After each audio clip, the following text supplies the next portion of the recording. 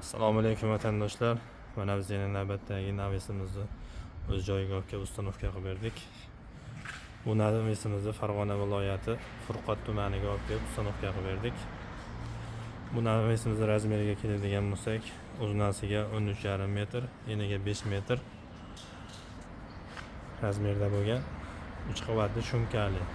Birinchi qavatli 0,4 qalinlikda bo'lgan tunuka, ikkinchi qavatiga falga yozganmiz, uchinchi qavatiga DVF panelda kraskalangandan ishlatganmiz.